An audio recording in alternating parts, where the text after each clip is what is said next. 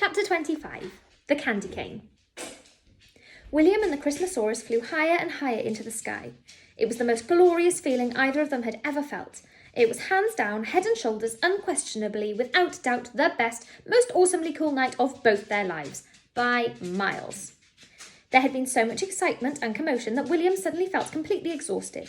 His power bar had hit 0, batteries drained. He was safe now, flying behind the Christmasaurus, and the warm, magical feeling inside him made him feel so sleepy. Before he knew it, he was snoring away happily, 20,000 feet in the air, whilst the Christmasaurus flew on into the night. William woke up suddenly as a blast of bright light exploded out of nowhere. How long had he been asleep? It only felt like minutes. He looked over the side of his wheelchair and saw that they were no longer flying over the streets and houses of William's town at the edge of the city.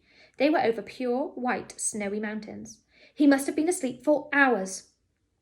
As the fresh, snowy air chilled his cheeks, William tucked his hands inside the sleeves of his thin dressing gown, wishing he were wearing a little more than his dinosaur pyjamas.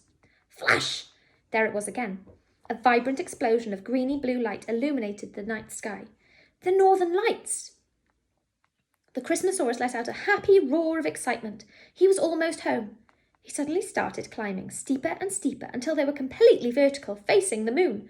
"What are you doing?" William cried, clinging on for dear life as the Christmasaurus kept flying up and up. Luckily, William had that seatbelt installed in his chair. He quickly tightened the buckle just in time as the Christmasaurus flew an enormous loop-the-loop through the dancing northern lights. As scared as William was, he couldn't help but give in to temptation, and whilst he was upside down, he reached out his hand and dipped it into the wonderful dancing colours in the sky. It didn't feel like anything he'd ever felt before. It wasn't like light. It was like running your hand through warm, melted butter. William's dinosaur pilot performed some more daring aerobatics, loopy twists and twisty loops, and when they were finally back up the right way, William was a little sick over the side of his chair. Unbeknown to him, it had landed on an elf's roof below. The Christmasaurus made a little scoffing sound. "It's not funny," William said, nearly throwing up again as the Christmasaurus started descending into the gigantic mountains below. He weaved gracefully in and out of cracks in the cliffs until the mountains cleared in front of them, and all William could see was an infinite sea of pure white snow. The Christmasaurus landed with a little bump, which, for his first landing, wasn't a bad effort. Years of watching the reindeer had definitely paid off. They came to a sudden stop in the middle of the stark white nothing. William looked around him and saw absolutely zilch. He did a 360-degree scan and confirmed that they had flown all the way to nowhere. But for some strange reason, the Christmasaurus looked wonderfully happy. He was jumping up and down, wagging his tail like a puppy, letting out all sorts of strange roars that William hadn't heard before. He certainly didn't seem to be lost. In fact, the Christmasaurus seemed to be exactly where he wanted to be. Excuse me, Christmasaurus, but where are we?" William asked. The dinosaur suddenly stopped. He looked at William as if he had gone completely balmy. He roared a little chirpy roar, wiggled his head around and gestured for William to open his eyes, as if he were missing something incredibly obvious. "There's nothing here," William said truthfully. He couldn't see anything at all. The Christmasaurus shook his head with utter bewilderment, as though William had said something absolutely potty. As William watched, the dinosaur suddenly seemed to become all flustered and frustrated and tried to wriggle himself free from the fairy lights that were tangled around his body.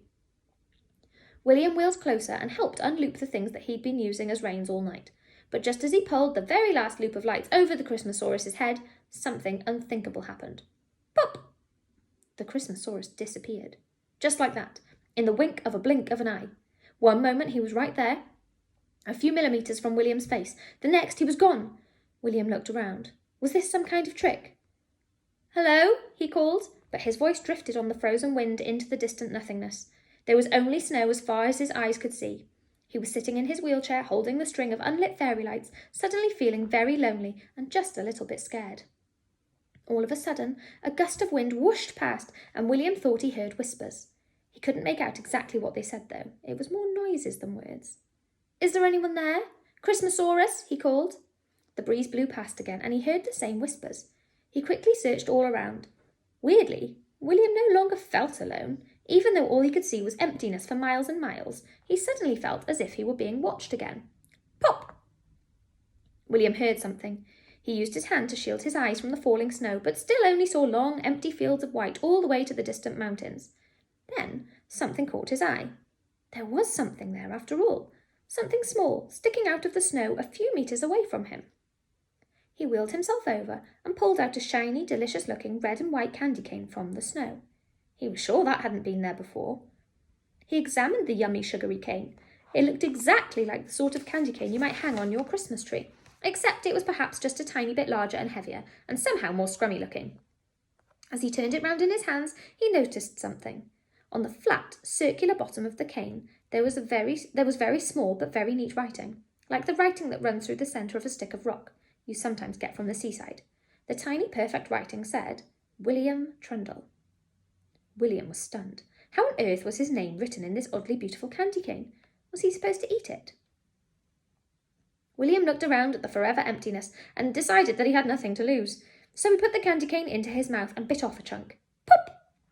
As he bit down, the most spectacularly magical thing happened. He didn't disappear like the Christmasaurus had. Quite the opposite, in fact. Everything else appeared. And by everything, I mean everything. Suddenly, William was sitting at the entrance to an enormous wooden building. It was the North Pole Snow Ranch. He couldn't believe how grand it was. Its impressiveness reminded him of the museum. As he marvelled at the twisty turrets, the puffing chimneys, the toboggan-run path and the snowflake door-knocker, his mouth dropped open with wonder. It was just like his dad's stories. Then he noticed the animals, except they weren't animals. They were more like creatures, magical creatures. There were small ones with wings whizzing overhead, trailing silvery dust behind them. There were snowmen in the distance, figure skating on a large frozen pool, performing fantastic swirls and twirls, and occasionally pausing to pick up a carrot or piece of coal they'd lost in the process. Most of all, he noticed the small, jittery little creatures that were now surrounding his wheelchair, as the Christmasaurus happily greeted them with sloppy licks and tail swishes. Even though William had never seen one before, he knew at once that these small creatures were elves. "Hello, elves," he said. The elves all backed off and dived for cover, slightly scared of William. Then one by one they popped back out looking frightened and cross, before all of a sudden they started singing. I'm going to show you this picture here. So we've got William and the Christmasaurus outside the North Pole Snow Ranch. A child is here, a child is true. Oh, what are we poor elves to do? We could not leave him there to freeze. He'd heard our whispers on the breeze. And so we made a candy cane, personalised with his name. So when that cane was licked and tasted, this boy was evaporated through the void of time and space and brought here to this magic place. We've never done what we just did. Now what should we do with this kid? He's seen our secret hiding spot. Everything has gone to pot. What will Santa think and say? He'll be here soon, he's on the way. He'll land here in that great red sleigh and say, "Boy, you must go away." He'll be just as cross and grumpy as he is fat and round and lumpy. These things we say for you to hear, but if you don't believe your ears, then turn around, move out the way. Santa's back, hip hip hooray.